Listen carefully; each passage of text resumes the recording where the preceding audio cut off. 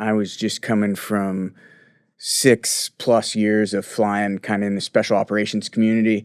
So I came back, we went to Seacoast, and there was somebody on stage saying, "Hey, you should go on this hike." And I thought, I'm good. Yeah. I'm good, man. And why is that the response? Because you're assuming there's going to be some sharing and that you don't want to share? Or is it, I don't want to go do a hike. That's too much work and too strenuous. For me, I would say there was a good deal of probably arrogance or pride involved. Like, hey, we're taking guys out into the woods and this kind of stuff. And I was kind of thinking, bro, I was just in the Horn of Africa. What are you going to show me in North Carolina? Like, I want a bed. Thank you very much. Yeah, like, I'm good.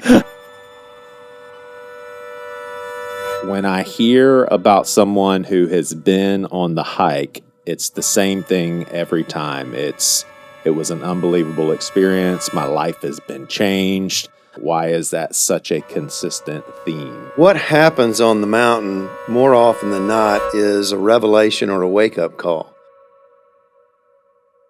I got found out by my wife in a very, very abrupt way.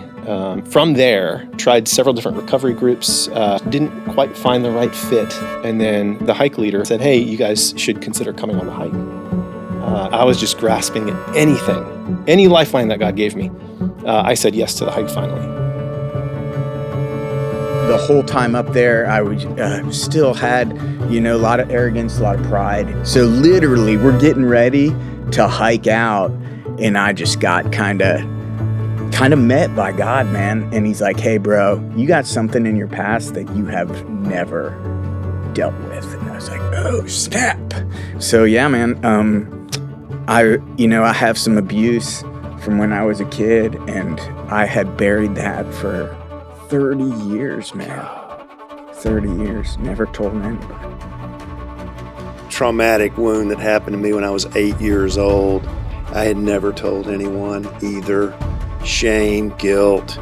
Why did I start drinking and smoking weed and trying drugs in college? Because it would make me look like a man chasing women, and it'll make me look like a man because I don't feel like a man. I feel like a kid that was sexually abused at 8 years old. I went on this thing, and much like what Noah experienced, I kept hearing in my mind's ear, "You must tell them." And I'm like, I'm not telling anybody anything. And it didn't stop. There is a better way to do life. There is a more clear way to hear from God. You mean I don't have to carry this baggage around with me anymore? You mean there is healing? The invitation is to come find out. Come take a hike with us and see if everything that we're saying is true. Today's episode is somewhat of a change of pace. We like to do a variety of different shows, and what you'll be treated to in this episode is, first of all, getting to know three men in the Seacoast world, part of their stories, and some interesting things about them. It's Noah Davis, Paul Sparrow, and Josh Drago. Now, the cool thing is that these men are all connected, not only as being a part of this church family, but they're coming on the podcast to share about the men's hike, something you probably have heard about if you've been around Seacoast for long. They're all connected also as leaders in this wonderful ministry. So during this conversation, you'll hear some fun stuff on black bears. You'll hear about the high caliber approach this ministry takes in these hikes, including medical professionals on each one. You'll hear some obstacles they have faced in past hikes, why details about the hike is kept secret before people go. We get some very interesting history on the Civil War, courtesy of Paul, a crazy fact about him and his wife's ancestry involving the Battle of Gettysburg. You hear how Josh was chased by a daggum bull and why Noah keeps his Ohio origins under wraps, basically due to how snobby South Carolinians are about people from Ohio. Collaboratively, you'll hear how these guys have eaten possum, elk, armadillo, crickets, and camels. Lots of fun on this episode. So the Seacoast Men's Hike is a 4-day backpacking trip that aims to help men leave behind all of life's distractions, hear from God, and form deep relationships with other men. Regardless of your experience in the outdoors or your fitness level, they have trained experts to guide each man through the entire process that is sure to be transformative for all who take the bold step of signing up. So registration does sell out quickly. So attendance at the information meeting at Seacoast Church on February the 15th at 6:30 is highly encouraged. That's the Mount Pleasant campus. So if you're listening from another part of the country or world and are interested in starting a men's hike at your church, Seacoast has coaches and an established process to help you at every step along the way. We have helped over 30 churches around the country start their own hike. So for information, reach out. There's a email address in the show notes, and all the information I said will be there. All right, so it is Josh, Noah, and Paul. Excited for you to hear this one. Thanks for listening to the Seacoast Podcast. All right, well, if you're a patron, it's good to see you. Thanks for watching here with us on this lovely morning. And YouTube watchers, hello. We've got a neat episode. I'm excited about this. It's been the works for, I don't know, maybe 6 months or so. Yeah. And then if you're listening, you're going to hear 3 unfamiliar voices if you're a regular podcast listener. And I'm Joey Svensson. If you're listening for the first time, I'm on here for every episode. But we've got Paul, and go ahead and introduce yourself. It's Paul. What's your last name? Paul Sparrow. Paul Sparrow. Mm-hmm. And you're an elder here at Seacoast? I am. Long Point? Yep. How long have you been coming here? Oh, my goodness. We moved here in 2007. It's the only church we visited, so Gotcha. long time. Gotcha. So almost as long as me. Well, you got the one up right now. Yeah. And then we have Noah. What's your last name, Noah? Noah Davis. All right, Noah Davis. And how long have you been coming here? This is our second stint in town. So we were here 08 to 14. Okay. And came to Seacoast, and then we're in North Carolina from 14 to about 19, and then moved back. And it was a different spot when we came back, but we've loved it the whole time that we've been in Charleston. Nice. All right, and then we have Josh. And what's your last name? Drago. Yep. Drago. I know you get it all the time, Rocky IV. Oh, absolutely. All the time. Drago. Yep. But it's pronounced differently. Drago, yeah. Drago, yep. Okay. Yep, but no matter how you say it, I've been called worse. So, As a huge Rocky fan, every time I got an email from you, I was like, "Oh, that's so cool." Yep. Can I say Drago? You absolutely can, man. Sweet. We're waiting for him to wrap his emails up with, "I must break you." Yeah. If he dies, he dies. He dies, right. Yeah. Awesome. How long have you been around these Seacoast parts? Let's see. So we moved here in 11, and we started coming to Seacoast almost right away. So the summer of 11. Gotcha. Yep. And we're going to be talking about the men's hike, which I don't know how long the hike has been going on around here. Do y'all know the history 17 of it? years. 17 years. Mm-hmm. Okay. So 2009 was the very first hike, I guess. Do y'all know who led it? Yeah, Jesse Ginthner. Okay. Yep. The quick background story, Jesse was a member at Seacoast, had made friends with the men's ministry pastor at St. Andrews. They had gotten tapped in with Church of the Holy Cross on Sullivan's. Okay. Chris Warner was the rector then back then, and he started the hike, shared it with St. Andrews. The minister at St. Andrews said, "Jesse, you need to come on this." And Jesse was in a life change, rough situation. His marriage was ending, and I think he went on the hike. Big wake-up call, came back. Kendall Buckendahl was our men's ministry pastor back then. He bugged Kendall for 2 years before Kendall finally acquiesced and went, "Fine." And I'll do the hike. yeah, and it's, what the ministry we know now all these years later. Yeah. But Jesse started it. Yeah, awesome.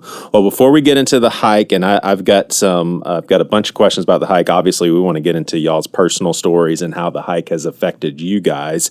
And so, Josh, you're basically in charge of the hike now. Is that safe to say? For this season. For this season. Yeah. And that means for a spring and fall hike?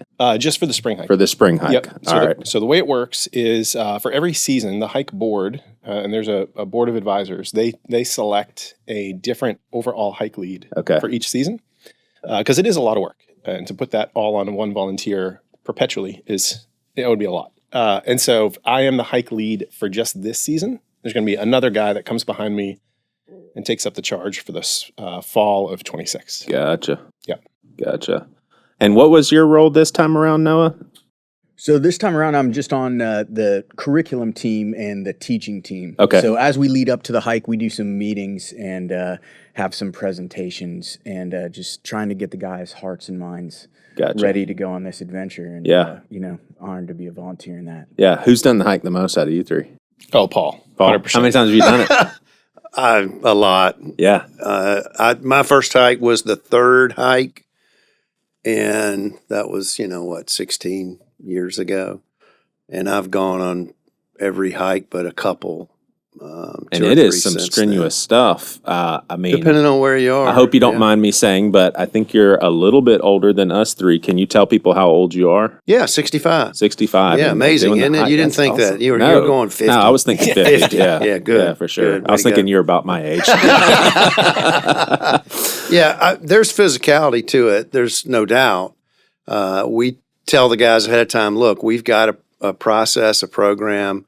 If you follow it, put a pack on your back, go walk the Ravenel Bridge, you'll be fine. But if you don't, well, you might struggle a little. Mm-hmm. Now, I was telling you, Josh, before we hit record that I'd been on 2 through the James Island campus. The guys that led it had been a part of the Long Point hike. I don't know if we call it the Long Point hike, but the main hike.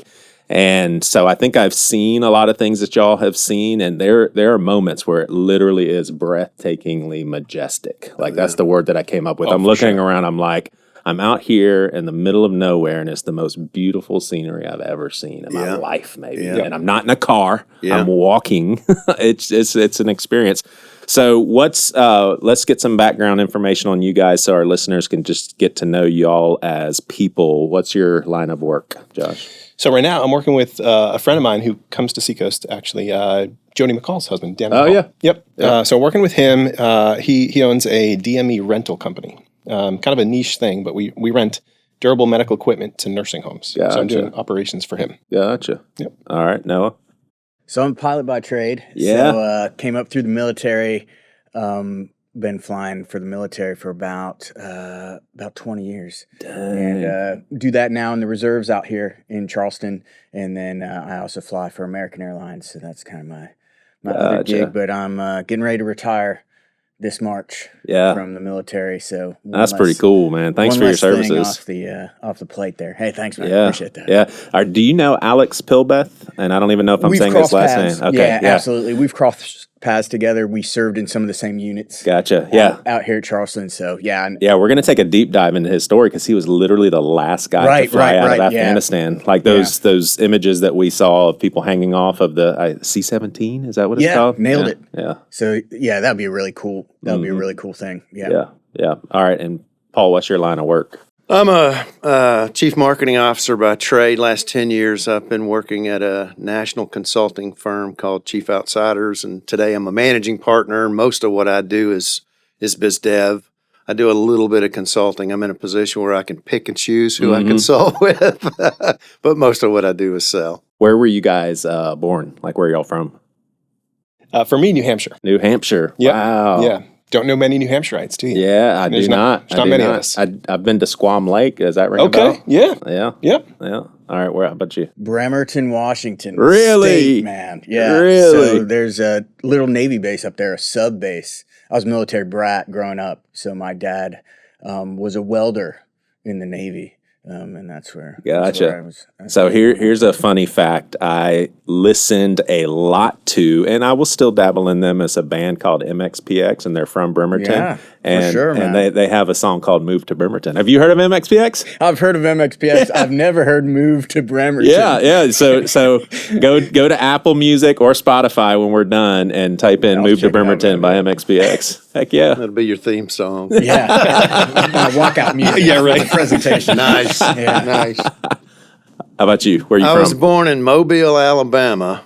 I don't hear a Southern twang in your voice at all. I actually lived in New Hampshire for 3 years, where he's from, but we never crossed paths. Dang. But we moved to Georgia when I was 10. So by the grace of God, I don't smoke Marlboro Reds and scream Roll Tide or War Eagle. It's Go Dogs for me. All right. It's still so weird to me. This will come out after the game is done, but when I'm watching Indiana beat the fool out of Alabama, I'm like, am I in a multiverse? Like, is this a different universe? It just feels so weird. The Hoosiers killing weird. Alabama. That team's for real. Yeah. I mean, Miami's. I'll go on record before the podcast is shown. There's no way Miami's going to beat Indiana. Yeah. Well, I'm going to get y'all Super Bowl predictions, too, if you're into the NFL. And this will be released, actually, leading up to the Super Bowl. So it'll be interesting to hear what you guys say. And I've got my pick also. But hobbies, what are some things you like to do outside of hiking, Paul? I am a big Georgia football fan, but I also do a lot of deer hunting. Not quite as much as I did in the old days, but this past weekend I was on a deer hunting trip. Gotcha. So my 3 sports teams, Clemson Tigers, mostly football, but I'll keep up with basketball, and then Boston Celtics and Green Bay Packers. There you go. So big time fan for all those teams. How about you, Noah? What's some hobbies? Oh, yeah. So I have 3 kiddos right now, 13, 11, and 9, 2 girls and a little boy, and they're all into all kinds of sports and activities. So keeping up with them is number one. Right. I do a little coaching. I'm an assistant for the B men's soccer team. So shout out to the Bishops, man. And other than that, love serving in the church, man, and train a little jujitsu on the side. I love doing that. And now, do you have like a little personal plane of yours, like a little Cessna or something like that? No, I don't. I do so much flying for work that right. once you get done with that, it's kind of lost its luster a little bit. And that makes sense. The best situation, like boats, is to have a friend with a plane. Yeah. You don't want to plane yourself. You want a buddy with a plane, just like a boat, man. Yeah, I've been up in a Cessna, and I think we flew from Walterboro to Edisto. And if you see Charleston from that vantage point, you understand why when a hurricane comes through here, it's so devastating. It looks like it's mostly water. I mean, it's insane, the view from up there. It's crazy. It's crazy. Yep. All right. How about you? Hobbies. If you ask my wife, she would say I have a few too many. But I think probably the 2 biggest hobbies I have are I've been working on starting forging, like making knives. There's a guy in the hiking industry. Not signatures? No. But there's a guy he's got an amazing man cave. And a couple of years ago, I asked him, hey, would you consider making me this particular knife? And he said, well, I'll do you one better. I'll show you how to do it. I'm like, heck yeah. So he showed me how to do it, and I've been kind of gathering the equipment as we go. Wow. So that, and then writing. A couple of years ago, I published a book. I just love writing. That's cool. Tell us about the book. So it's called The Field Guide to Freedom. And it's we'll probably get into my story a little bit later, but it's kind of breaking the bonds of sexual addiction. There really is freedom to be had, but it is a lot of hard work. It takes time, and there is a process that God has already established for us, and so that's what the book is about. It's about my journey to freedom and documenting it, writing it down as a process so that other men can follow it. Gotcha. Yep. Gotcha. Nice, man. Thanks for sharing that. And so I've got some more questions for you, and I think I sent these ahead of time, but I'd love to know either something interesting about yourself, which you've already shared, but maybe something that you haven't shared, or something crazy in life that you did, or something that's happened to you. So just kind of like whoa, that's pretty crazy. We'll start with you, Noah. Oh, man. You're like going through the Rolodex, showing so many things. Yeah, on the spot. Probably the craziest thing is just how many times I've moved, just being from the military. Yeah. You know, so I was born in Washington State, then down to California, then over to Pennsylvania, then Ohio, Colorado Springs, back to Ohio, down to Texas, Oklahoma, and then South Carolina, and Georgia was in there too, Valdosta, Georgia. Do you have a favorite place? But hard to beat Charleston, man. Hard to beat Charleston. The nice part about that is I've lived in Ohio twice, but I've lived in so many places that I don't have to tell people that I lived in Ohio. When they ask where I'm from, man, I get to pick. You just leave that one off the list. I leave that off to the side. I get to pick one of the other really nice spots. And so yeah, that's probably the biggest thing. But, now we're putting roots down here, and that feels so good. Yeah, man. Raise the kids. The hardest one was Colorado Springs, Colorado. My dad was teaching at the Air Force Academy. just an idyllic place to grow up. And he comes home one day and he goes, son, pack your stuff up. We're going to southeastern Ohio. Oh my I was a gosh. junior in high school. Oh, Whoa, man. it crushed me. I'm still a little mad. Yeah. I'm clearly over it, We've right? been meaning to talk to you about that, Noah. I'm clearly over it. But man, going from sophomore, junior in high school, that was tough. Yeah. That was tough on me, but ended up loving it. You know? Yeah. Yeah. There is a thing, I want to say there's a Facebook group that's a joke, but there's a thing about Ohioans, if that's how you say it, in South Carolina. Yeah. I think there's a group that says, please go back to Ohio. So when I was down here the first time, running around, I was a young lieutenant flying all over the world. It was a fantastic. But I went to my first River Dogs game. Yeah. And I show up, and you know how they have theme nights? The theme night of the River Dogs game was go back to Ohio night. No way.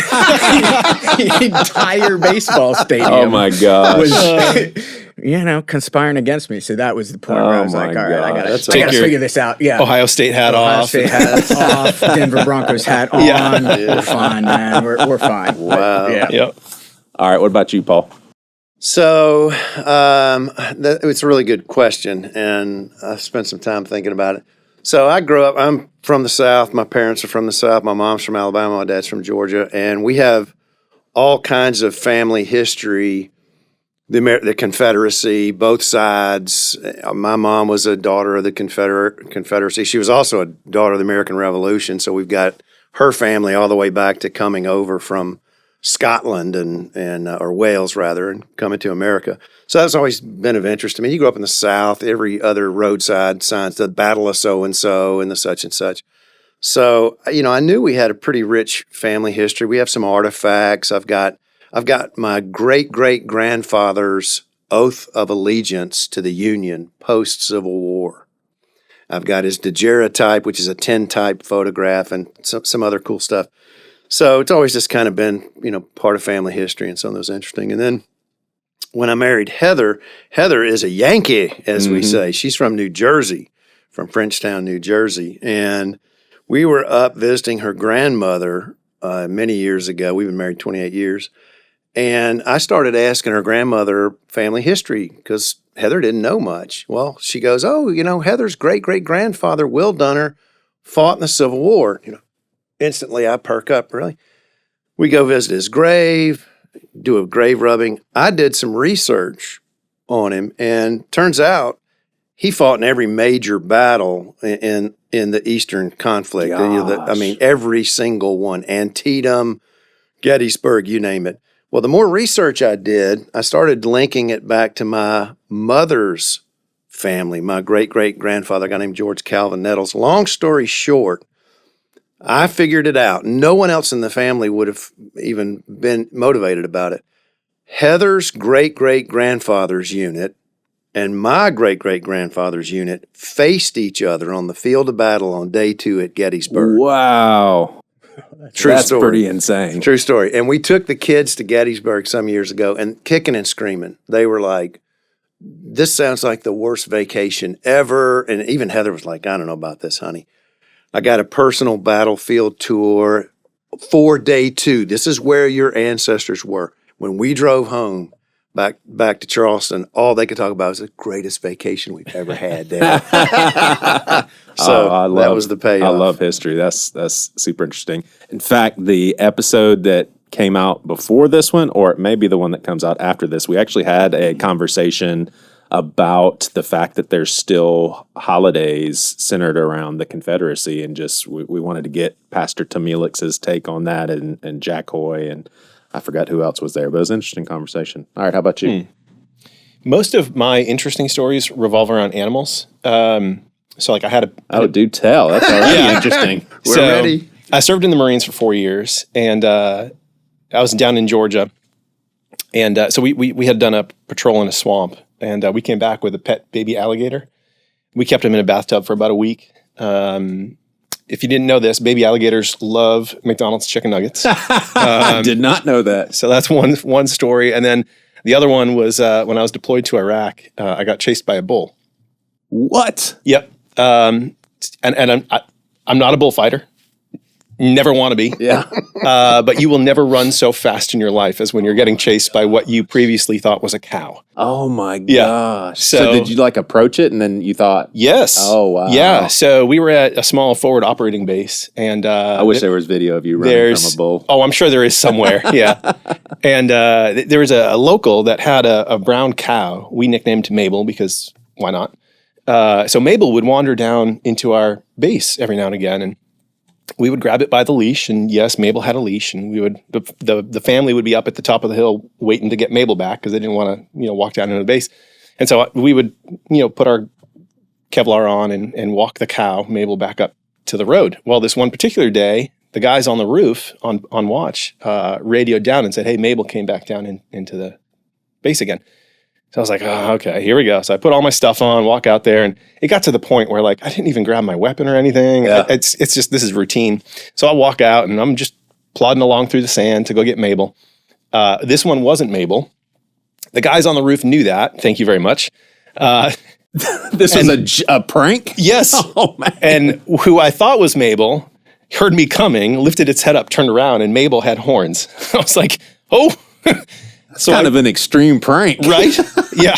And like I said, you will never run as fast in your life as when you're getting chased by a bull. Golly. Yeah. And your wow. new nickname is the Matador. Yeah, right. Nice.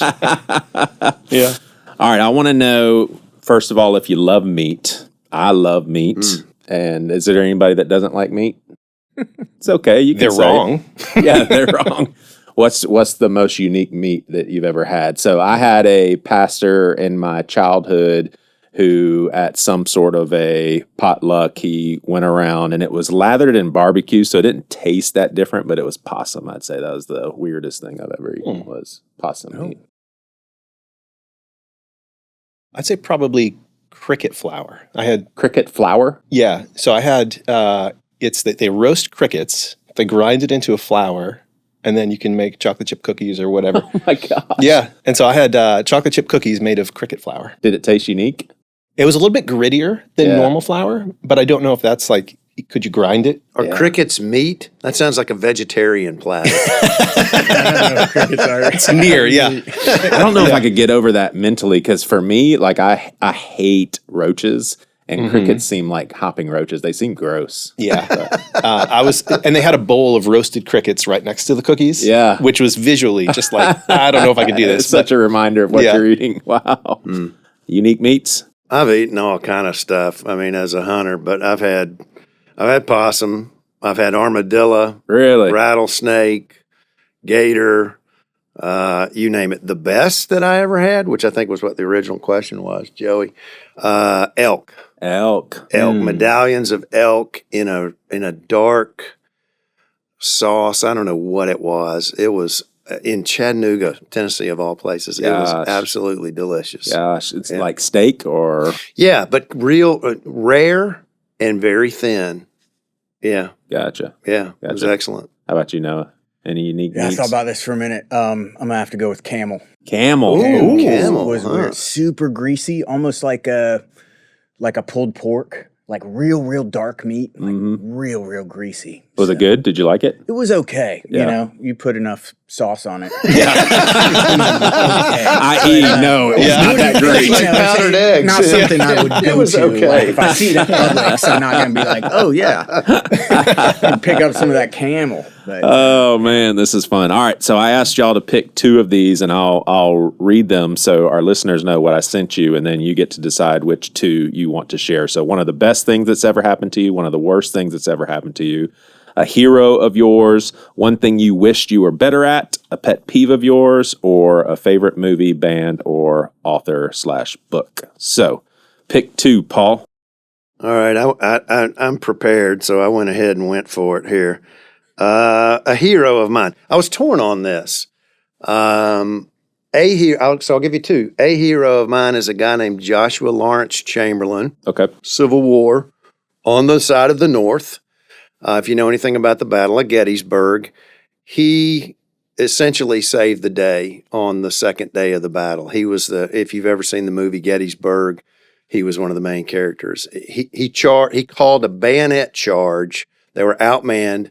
His people were out of ammo, and he called bayonet charge, and they won. If they had gotten wiped out, the whole line would have rolled up, and the South would have won probably the Civil War. Whoa. Yeah, he is an incredible guy. He was an educator. He's from Maine. The least likely guy to be, a military hero, and he eventually got the Congressional Medal of Honor. But he's an incredible dude. Thanks for this history, man. Yeah, I've read a lot of his stuff. He was an interesting guy. Modern day hero is John Eldridge.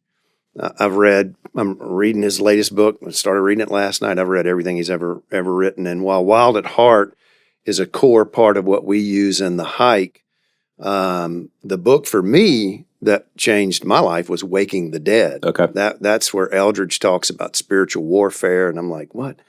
The other thing I like about Eldridge is he's not the typical guy in his position. He's not out beating his chest.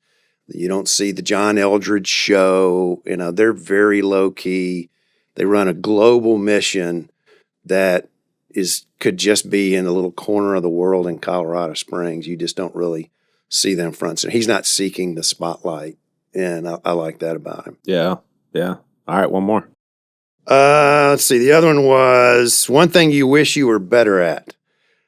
Music. Okay. My kids are musical. My brothers play instruments. My mom played the piano. You think it'd just be fun to be able to do it? I love music, and I will not go on record as saying I can sing well, but I can sing better than the other guys in camp. That much I know. Yeah. But I would love to have. I gravitated towards sports, and it was sports or music where I grew up, and so all right, I'm not gonna play the piano or anything, but I wish I did. Yeah. Nice. Yeah.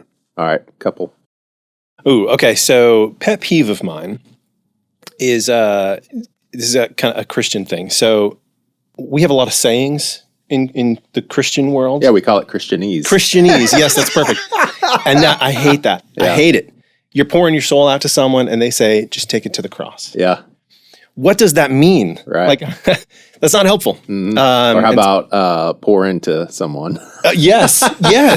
Like, let's just have a real talk here. Like, let's be practical. I get it. We should do a whole episode on Christianese. Oh my gosh. Yeah, bless your heart, Josh. Yeah. Bless your heart for that, bro. And then I'll pray for you. Yeah. Oh, that's another one. Yeah. How about let's pray right now? Exactly. Like, yeah. Yep. Amen. And then the worst thing to ever happen. My wife and I, we went through a number of years ago. I had affairs. We were talking about the book that I wrote. So everything that was the genesis for that, all of the woundedness in my heart that caused the actions of porn and sex addiction and affairs, all these things that just wrecked my life. And that was for a few years. The recovery time was, it was brutal. Oh, wow. But yeah, that was definitely, I hope that will forever be the hardest season of my life. Mm-hmm. Yeah. All right. And you shared two, pet peeve and hardest thing. How about you? All right, I did not come as prepared as That's these all right. guys, but best thing that You ever need a happened. review? No, All I'm right. good. Best thing that ever happened to me is the men's hike. Thanks for the softball. Yeah. There you go. Nailing it. You're right. On point, Noah. And my hero is Jesus. Moving on. Jesus, bless my heart. Off we go. So no, it's been hugely impactful in my life. So it is up there. It is up there, man. And then something I wish I was better at. I am just embarrassingly bad at tech. Are you stuff. really? Anything tech. Yeah. Even being on this curriculum team, most of the time I send all my stuff to Josh, and he has to change slides and get things in the right order. And I'm like, I don't see. I click the link, but nothing happens. Yeah. Right? Like the files are in the computer type of thing. Yeah, so you never really learned tech, and now we're moving on from tech to AI. So right. Yeah. I'm already Good luck with behind, that. so I'm just going to let it all go. I hear you. Yeah. I hear you. All right. So before we get into the hike, let's have a little fun. I'm going Rams versus Denver. Denver just because I think they're just a phenomenal team and very dominant. Rams because of Matthew Stafford. I think they didn't look too great against the Panthers, but I think playoff Matthew Stafford, I think he'll take the NFC. That's my guess. Did I hear you're a Denver fan? Yeah, I got to go with Denver, man. I got some roots there and some ties there, and I just think That's Pastor Greg's favorite team too, right? Oh, it is holy then. Yeah. For sure. I like Bo Nix. It is anointed. He's a young guy, and I like what he's about. I like how he runs that team. I like how he's being a leader on that team. So I'm gonna go Denver. Going Denver. Like I said, this will be released before the Super Bowl. So. There you go. I like Bo Nix. He started at Auburn and did nothing at Auburn. Then he went to Oregon and became a superstar. Now he's doing great in the pros. But I got to go Stafford, University of Georgia. Mm-hmm. Plus, Stafford's up there in age. I mean, what is he, 40? I mean, he's got to be close. He's close, yeah. And the other thing I like about Stafford, have you ever seen any of the videos of him with his 4 daughters? No. It's unreal. Every game, his wife and the 4 girls on the sidelines, and he goes over and loves on them, and it's a cool thing to watch. But I'm also enjoying just sort of the resurgence of his career. He got his brains beat out in Detroit for many years, and I would love to see him win it all. Yeah. Yeah, he's done it once. Yeah. He's done it once. Right. So I don't really have a dog in the fight, but I know that God loves Pastor Greg, so I'm going Broncos. Go Broncos. All right. All right, so what I would like to do is I've got some preliminary questions about the hike, more detail-oriented, and I want to get through these rather quickly because I want to focus the rest of the time on y'all's stories. But, Josh, you and I have been emailing back and forth, and I asked specific questions about distance and where and all of that, and you said that some of that stuff you're gonna keep people in the dark. Tell us why. Yes. It sounds like a conviction of the hike and part of what it's made of. Yeah. So the hike is designed to be challenging for every man, no matter the physical capability. So if you are a CrossFitter, number one, we don't want to hear about CrossFit anymore. But number two, come on the hike. It's going to be challenging for you. And if you just had a knee replacement or you got medical things going on and you're like, man, I can't do the full hike. I don't even know how far we go, but I can't do the full hike. Come on the hike. We're going to make it challenging for you, but appropriate. And so the distance we go might vary depending on which type of team you sign up for. And life here in the valley, that's what we call real life, mountain versus valley, is men, we try to control everything. A lot of times the measure of success for a man is how many levers do you have in life under your control? And so to willingly put yourself in a position where you have zero control on an adventure with men you barely know, that is a risky thing, but it's something that is integral to the development of every man. Yeah. So no cell phones, I'm imagining? No cell phones, no tech. You don't know how far we're going. You don't even know where we're going. But you have to place your trust in your leaders. And that process is really what forms the bonds that we see form on the mountain. And I'm assuming one of y'all has a cell phone just for emergency purposes, and y'all probably have the contacts of people just in case. Yeah, and we take pictures so that everybody has pictures. There are guys, look, we tell them the rules, and we'll say, don't bring your cell phone. Well, there are still guys who bring their cell phone. Guess what? You can't get a signal. You just carried, what does a cell phone weigh? Probably almost a pound. About a pound. The new ones, yeah. Okay. The new fold-out ones. We advise a backpack no more than 35 pounds. So you've just added your 36th pound to your 30. Now, there's a huge difference between 25 pounds and 35 pounds. But there are guys who, I'm bringing my cell phone. Well, okay. You just put a little brick in your backpack that does you no good because you can't do anything with it. You can't get the ball game scores. You can't call little Johnny. You can't check for email. It's a waste of time. Yeah. So we tell them, don't bring them. Most of the guys do it here, but there are a few who go, no, I'm going to bring it anyway. Okay, fine. Yeah. Extra pound. Yeah. Well, I'm curious if someone shows up to the hike meeting, which is when, by the way? February 15th. February the 15th. Yep. And we'll have, I'm for sure that there's a link that people can click to get information. We'll have that in the show notes. What if someone comes to the meeting and, just keeping it real, y'all are like, wow, he's very, very overweight and out of shape. Maybe you have the meeting in the loft at Long Point and he's out of breath, for instance. Yep. Like, seriously, would you guys say, hey, this may be a little too strenuous. Let's wait until next spring. You need to get in better shape.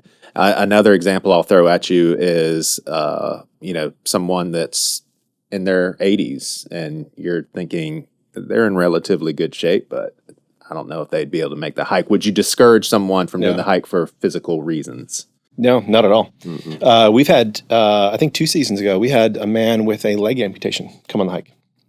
We've had guys who recently had a knee replacement come on the hike. We've had men who have heart conditions and they have cardiac medications that they take. So we take all those things into account. We have a medical team that when you fill out the survey, a portion of the survey is medical conditions that you have going on that we need to consider.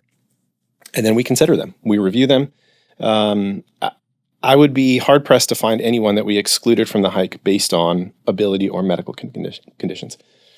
Just because we have that robust medical team that reviews things. Yeah. Yep. I mean, have you guys, I know one of the hikes that I went on, there was a significant injury where the dude literally could not come down the mountain without 2 people helping. Like, have y'all experienced, I'm sure, have had those sorts of situations where, what does it look like?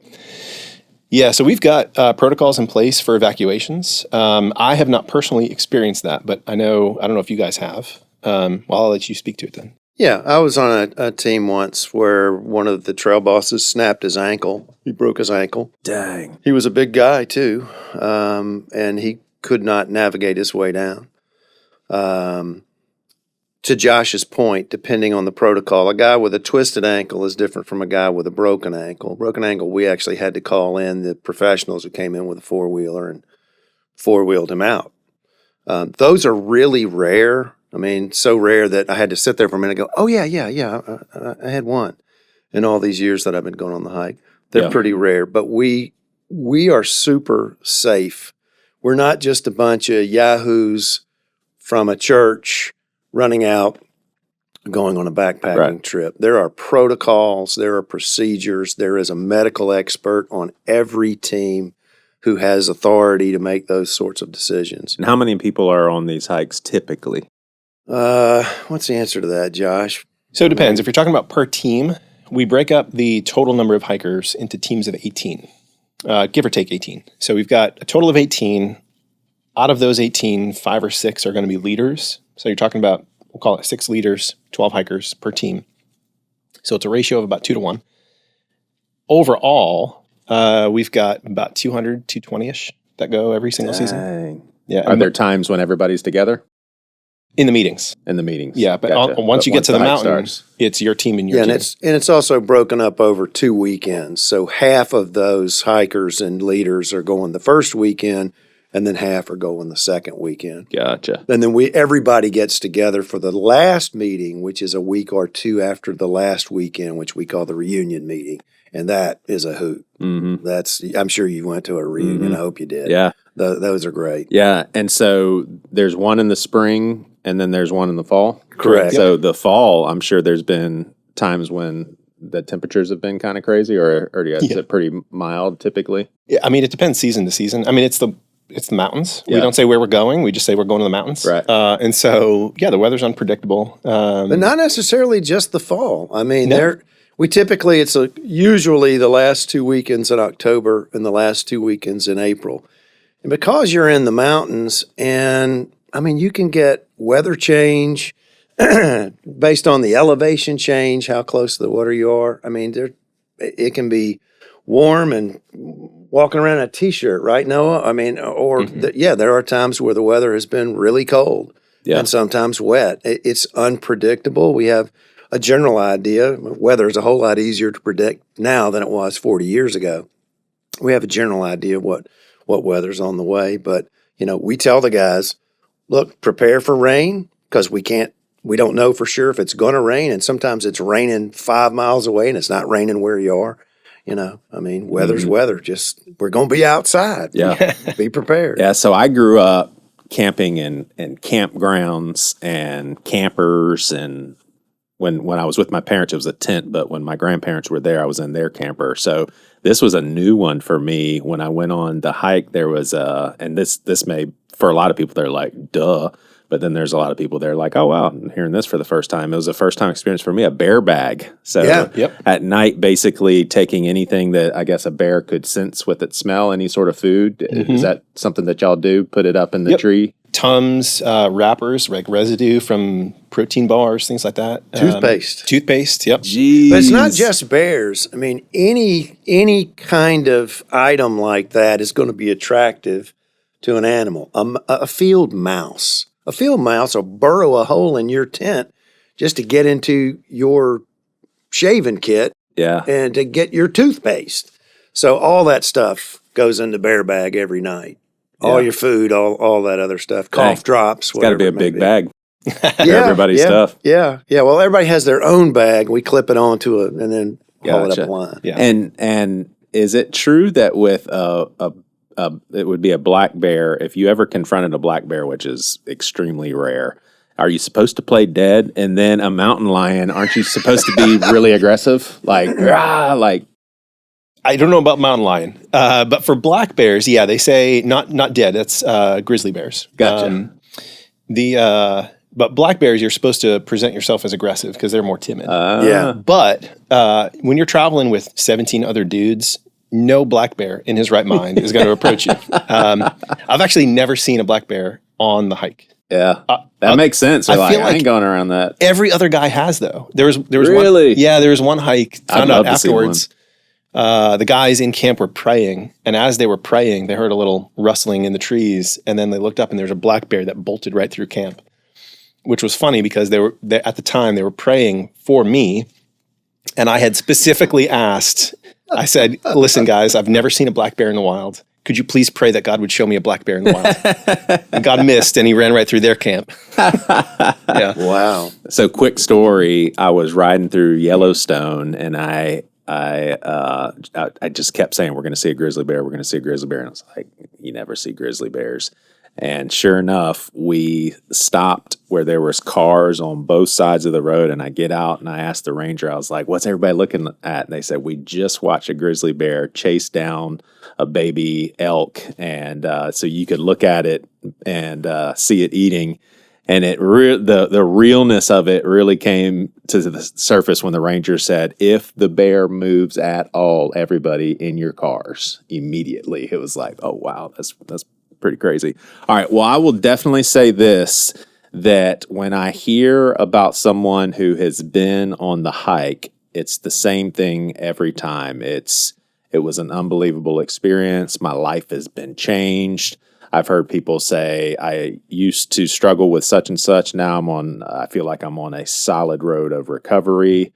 What's the big deal? Why is that such a consistent theme? And, is that y'all's goal? Like, you go on this hike and you're probably going to experience some life change, or give me the scoop. Like, why is it such a powerful thing? As leaders, our mission is this. It's to prepare the hearts of the men for the invasion of the Lord on the mountain. And these guys can say it by memory as well. What happens on the mountain more often than not is a revelation or a wake-up call. Here we are in the valley. I mean, here's my cell phone, here's my tablet. I can get interrupted relatively quickly. And that's what life in the valley is all about. You carry your cell phone, your 36 extra pound. It will not work on the mountain, so you will not have that distraction. And in a matter of time, things begin to settle in. And God, who is omnipresent, speaks.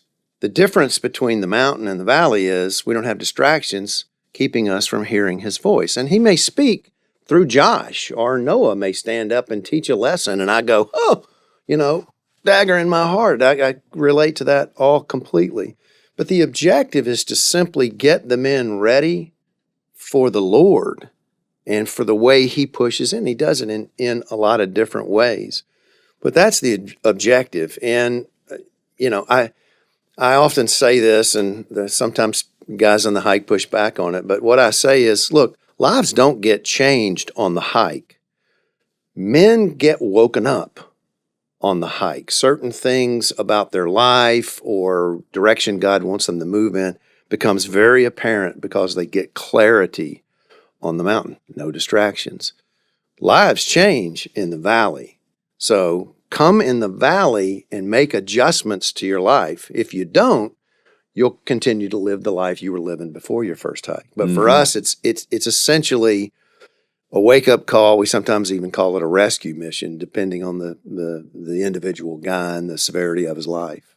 Yeah. And if I'm hearing you right, there is a very clear connection between what you guys are doing as far as the rigorness, if that's a word, is it rigor of the hike, and being out in the middle of nowhere, not having your cell phones, and that connection with God. It's like you're setting the table. What are you setting the table for? Are there time at night? Is there major sharing time? Is there like a worship service? Like what's going on at night? Yeah, so some of it it comes back to just like the distance. We can't really share some of it because it's guys need to experience it in real time as it unfolds. But broadly speaking, there is a very robust curriculum that we follow, and all three of us are on the curriculum team. So it's been designed to follow the book Wild at Heart. And there's several key concepts that we talk about in that book and in the meetings and on the trail. There's, I think, a total of 19 lessons that the leaders will share in a very vulnerable way. So again, here in the Valley, we put our walls up because we want to present the best version of ourselves. But then you get on the hike and you see that your leaders are being vulnerable and sharing their weakest moments, their biggest failures, the things that they're currently struggling with. And that suddenly makes it okay for you to share.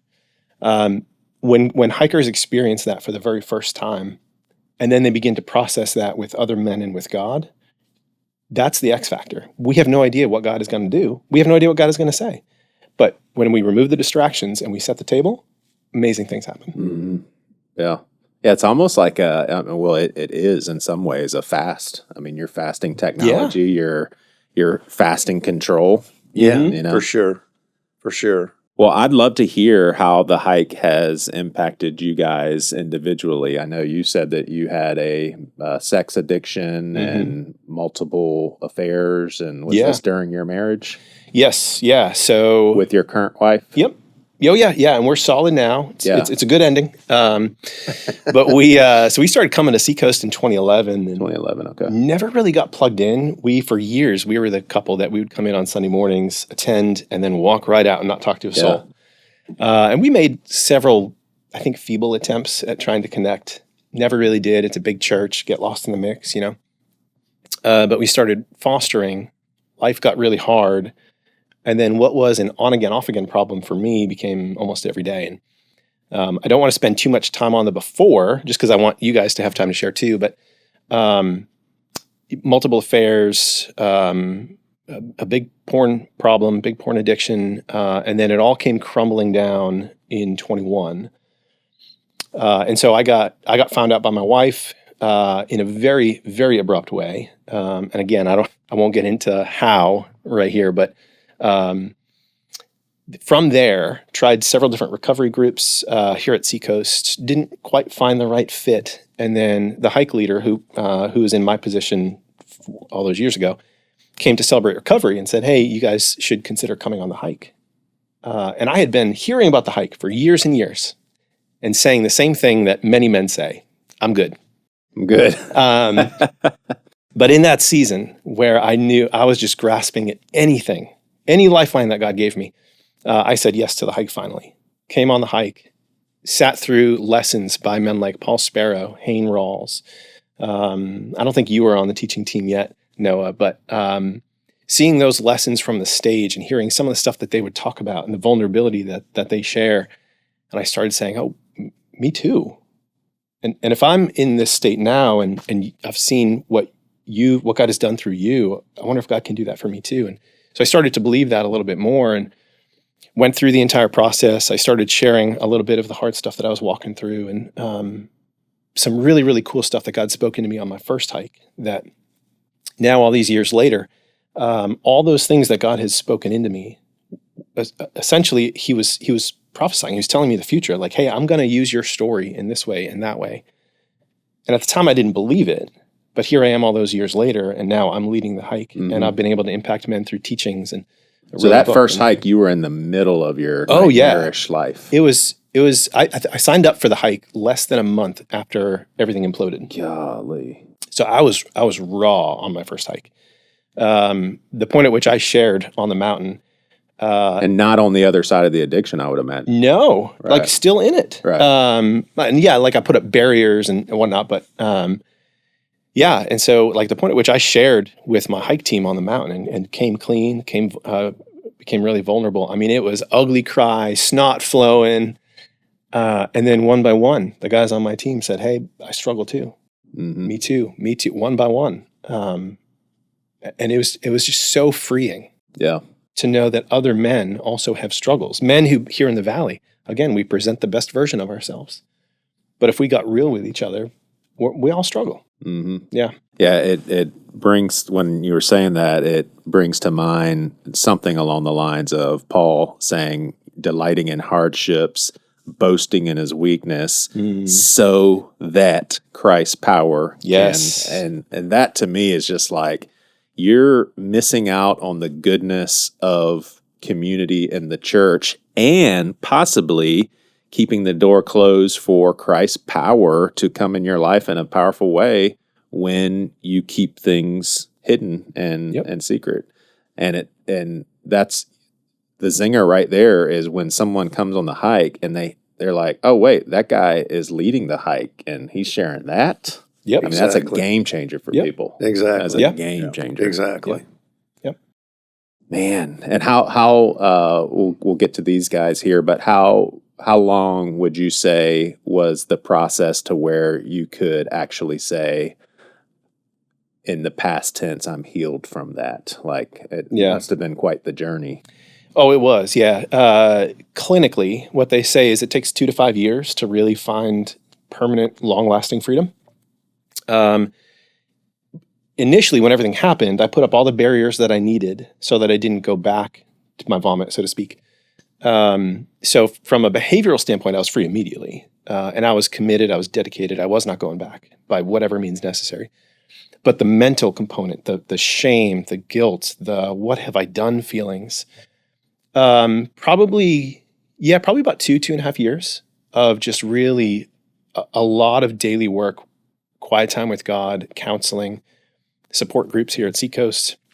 I found a mentor in Paul Sparrow, and you keep saying Paul Sparrow. That's the Paul with us right now. Yeah. Just for listeners' sake. For viewers, I'm pointing across the room here. But having a man like him invest in a man like me really helped address some of those issues.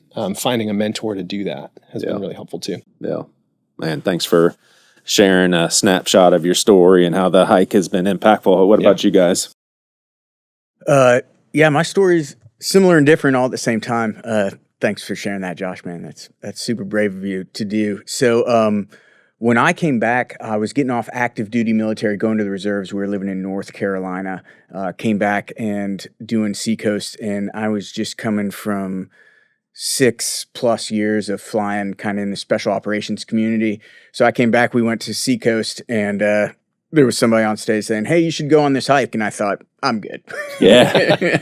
I'm good, man. And why is that the response? Because you're assuming there's going to be some sharing and that you don't want to share? Or is it, I don't want to go do a hike. That's too much work and too strenuous. For me, I would say there was a good deal of probably arrogance or pride involved. Like, hey, we're taking guys out into the woods and this kind of stuff. And I was kind of thinking, bro, I was just in the Horn of Africa. What are you going to show me in North Carolina? You're like, I want a bed. Thank you very much. Yeah, like, I'm good. So, kind of signed up because we're just back for the second time. Most of our friends were military, so most of our friends were actually gone. So we were trying to build relationships again. And I was like, all right, I'll give this thing a shot. They have, we have meetings leading up to the hike. Didn't go to a single one of those. You were that guy. Don't be this guy. I was a team's worst nightmare that I showed up I think I showed up to the last meeting and was like, hey, I'm Noah. I'll come with you guys tomorrow. What's up?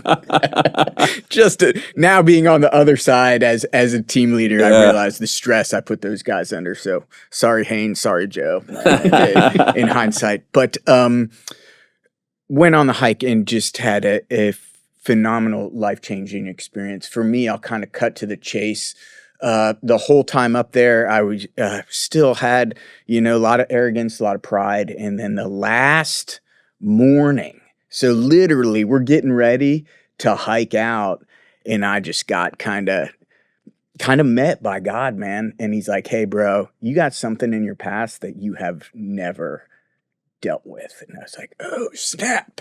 Right? I was like, And you knew exactly what God was talking about? 1,000%. Yeah. And so yeah, man, I have some abuse from when I was a kid, and I had buried that for 30 years, man. God. 30 years. Never told anybody. Never told anybody. Not a soul. Wow. So anyway, that was the start, man. So that would that was the start of the healing process. Just acknowledging that wound and being like, oh, I need to, like you were just saying, man, I got to figure out a way to bring this into light. And, that's been a painful, you can see like it still affects me. It's been a painful process, but the flip side of that coin has been such a blessing. And I'll echo exactly what Josh said. I stood up, and told my story, and it was messy and it was ugly.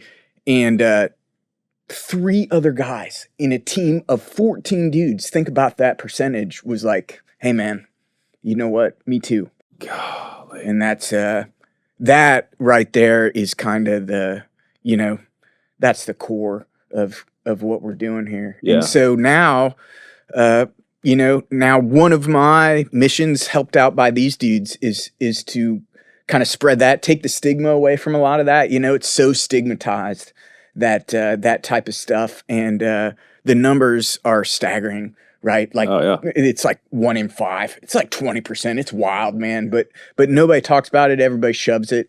And I've had the opportunity, Paul came under Paul's wing, and we worked through presenting it at different places. And now it's one of my missions to kind of get it out there and be like, hey, man, it's all right. Me too. Let's deal with it. Let's heal it. Let's move on. But yeah, and the 30 years of keeping it a secret was basically rooted in shame and embarrassment. Oh, I mean, 1,000 different of those things. Yeah, shame, embarrassment, being damaged goods, all the big hitters, right? And then the interesting part about that is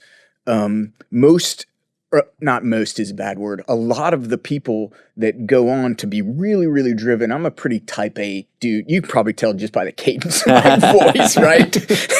I'm a pretty type A dude. And so that is a classic, effect of something like that, because the lie that you're telling yourself is, hey, I'm no good, so guess what? I'm going to work harder than everybody else to show everybody that this doesn't affect me. Yeah. And you just keep on that line of untrue thinking until you finally get to the top. And the old saying is like, I got to the top of the mountain and there was nothing there. Right? You get to the top of the mountain, you look around and you're like, oh, not only am I by myself, but I didn't feel the hole I was trying to fill, man. Yeah. So this experience helped me start to fill that hole, and I still got work to do, man. I still got a bunch of stuff going on. But how many years ago was that hike that you're referring to? So it was about it was right when we came back, and it was right after COVID. Okay. So I'm sure that played into it somehow, but the first hike I signed up for actually got canceled due to COVID. And then it was like the first hike after COVID. The church was just awesome in being like, hey man, we're doing this. We're going. So we had all these different restrictions and they figured it out and all this stuff. And so it was different than they'd done other hikes in the past, but we still went out. And so that was, 19 or whatever, 6 years ago. And I came back from that experience and was like, man, I'll do anything for this ministry, right? I'll be the toilet cleaning guy. I'll be the guy that does whatever, picks up chairs after the meeting. I'll do anything. So pour back in, and that's kind of led me to being right here now, man. Mm-hmm. Yeah. I've heard a theologian, teacher, someone, and it left a huge mark on me just as framing my thinking and pondering about God. But someone said that the work of the cross is not is and the latter is what we don't talk about enough. But the work of the cross is saving us from our failures and our sin, but also saving us from the sins that were sinned against us. And it's like we don't talk about that second one too often, but that's part of our salvation as well. strong. You know? Oh, yeah. Yeah, that's such a good point. And then just getting into the forgiveness piece, right? That, they talk about unforgiveness and stuff like that. And it's, what is the saying? Unforgiveness is like drinking the poison yourself and hoping the other person dies. Yeah. It's for you, man. Yeah. It's for you. And so, For non-regular listeners, we actually kicked off 2026 podcasting on this podcast. It's called the Forgiveness Episode. Oh, And, wow. It's quite the stories of forgiveness. How about you, Mr. Veteran of the hike? The OG. The OG. Yeah. My story's similar to Noah's. We had been at Seacoast for maybe a year or so, and they did the hike announcement. That was back in, what's now the Student Center, and it was a slideshow. I mean, that tells you how long ago it's been. And, Was it an overhead projector? Yeah, almost. Manually move the slides. Almost, missed those. And it was men's hike, and my wife elbows me. I'm an Eagle Scout, and I've done a fair amount of backpacking in my youth. And she goes, "Oh, you should go." And like Noah, I thought, really? What I envisioned was all these guys sitting around holding hands, singing campfire, sing around the campfire. Kumbaya. No, this is not for me. And so I resisted. And then 6 months later, the next hike, and a friend who was in a couples group with us that night, couples group met on Sunday night, said, "If you go, I'll go," because his wife was bugging him. And so they both heard and said, "Okay, you guys," and so we signed up and, went on the hike. And similar wound to Noah, traumatic wound that happened to me when I was 8 years old. I had never told anyone either. Shame, guilt, didn't understand all of the ridiculous acting out that I did as a result of that. Why did I start drinking and smoking weed and trying drugs in college? Because it would make me look like a man chasing women, and it'll make me look like a man because I don't feel like a man. I feel like a kid that was sexually abused at 8 years old. And I lived my life running from that, absolutely running from that. And frankly, the God that I knew at the church I grew up in caused it. That was the theology I was living in. I didn't understand God or Jesus or anything else. And so here I am. Yeah, so you can't turn to that person. Not at all. So here I am, 43 years old, with my friend Pat Morrison going, "I'll go if you'll go." And I went, "Okay, I'll go." And I'm an all-in kind of guy. I'm very black and white. I'm either your buddy or we're not friends. So I went all in, and I went on this thing, and God kept revealing himself to me in the strangest of ways. And much like what Noah experienced, I kept hearing in my mind's ear, "You must tell them." And I'm like, I'm not telling anybody anything. And it didn't stop throughout the course of the hike. And eventually I knew it meant you got to sit around a campfire and tell these guys what happened to you when you were 8 years old.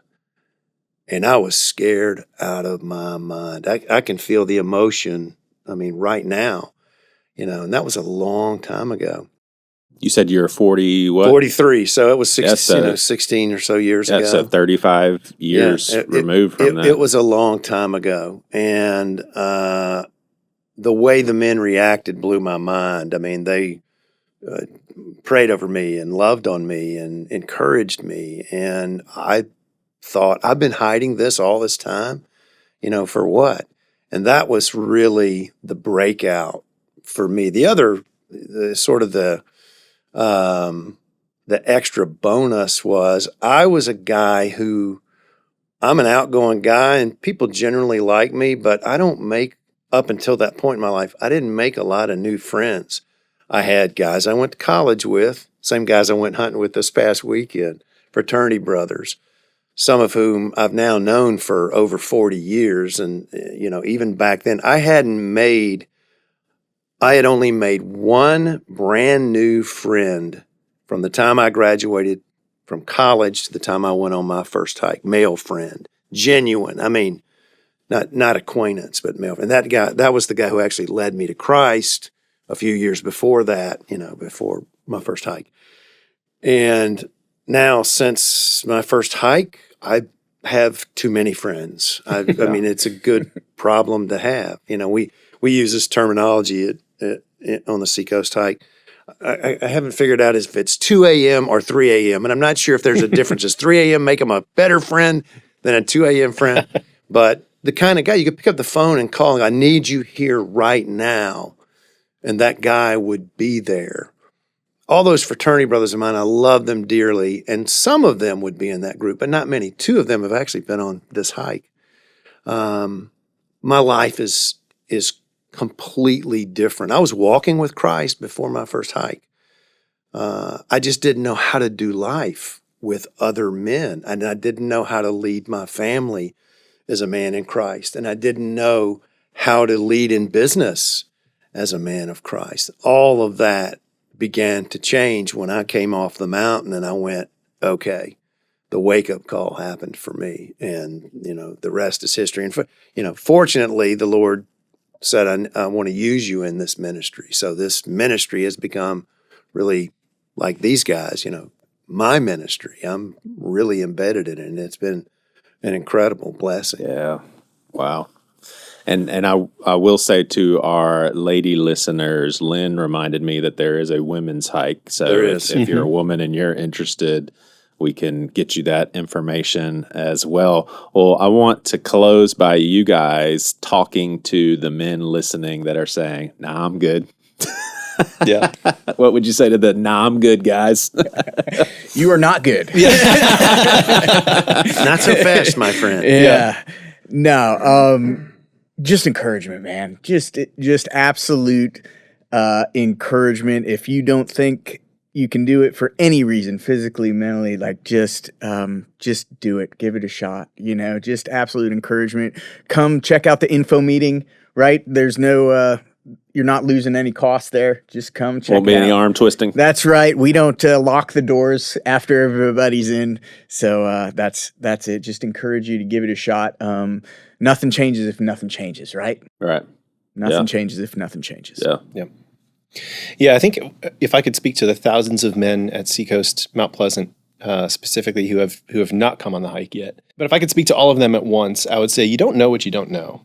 We think we're all good until we start experiencing something different, and then we realize, holy cow, there is a better way to do life.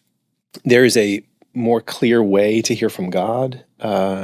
You mean I don't have to carry this baggage around with me anymore? You mean there is healing? There's so many different things that you could say, you don't know what you don't know.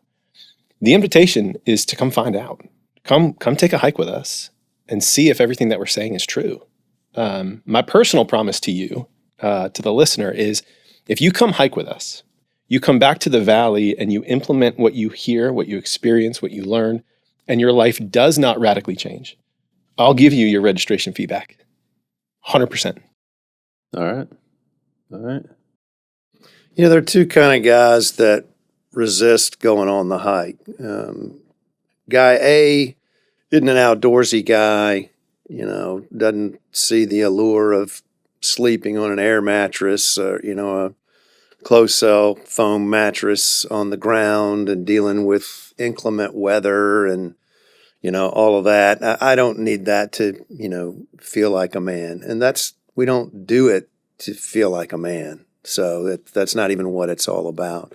And for those guys, I would just say, look, put your fears aside or I want to control my life and be comfortable. Jesus didn't give up his life for us to be comfortable. Life as a Christian man is not about comfort. It's not about control. It's not about being in charge. Okay? So put that stuff aside. So to that guy, give it a try. Then there's the other guy who, I've like me personally, I've hiked 20% of the Appalachian Trail with friends and scouts and all. I've backpacked a lot. I don't need to go on a backpacking trip, or my friend Hayne Rawls, who was a member of SEAL Team 6. I've done it all. I don't. Hayne will tell you, if Hayne was sitting here, he would say, it's not warfare, but this is as close as you will get to a foxhole, is going on the men's hike, and the sort of relationships that you build in Christ as a result of the hike experience. And then when you serve, now there's a whole nother side to it. When you serve and you see these guys who have never told anybody anything about something bad that happened to them, or they were engaged in, crazy sin and didn't know how to break out of it, and you play some sort of a role, whether it's a supporting role or you teach a lesson, and they come to you and go, I need to talk to you about that. And then you see, click, the light go off, and then them come back to the valley and start focusing on their life in Christ. It's the gift that keeps on giving. It's an unbelievable blessing. But to the guys who are resistant, I would just say, just put it aside. Just go on one. Just give one a whirl. It's 4 days of maybe some bad weather for a few days. It's well worth it. Yeah. Awesome.